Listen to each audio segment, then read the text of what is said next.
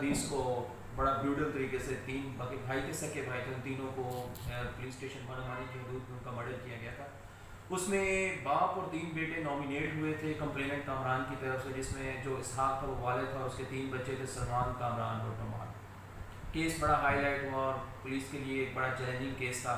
फ़ौरन ही वो मौके से वो लोग फ़रार हो गए और अपना घर बार ताला लगा दिया। उसके बाद पुलिस ने अपनी कार्रवाई अपने काम का आगाज़ जो किया, उसमें बड़ी मेहनत की पुलिस ने। इसमें आलमोस्ट तकरीबन 20 जो थे उनके सहूलतकार थे वो प्रॉपर गिरफ़्तार किए गए, जिन जिन जिन लोगों ने इनको फैसिलिटेट किया था उसमें। फिर उसके बाद पुलिस ने आल पाकिस्तान तकरीबन तमाम सूबों में पुलिस ने रेड्स किए, जिस पर पुलिस बखर गई, पंजाब, तलागंग, चिकवाल, उसके अलावा मुजफ्फराबाद, मानसेरा, हंगू, एबटाबाद, ऑलमोस्ट तकरीबन काफ़ी ज़िलों में इन लोगों के पीछे पुलिस ने रेड किए। उसके बाद और मुख्तलिफ हर जो हम तरीका था अपना हम इस्तेमाल कर सकते थे वो हम लोगों ने किया। आखिर में फिर हमें थोड़ा बहुत हमें हिंट मिला कि इन लोगों का प्लान बना हुआ है कि ये लोग अब अफगानिस्तान फरार होना चाहते हैं।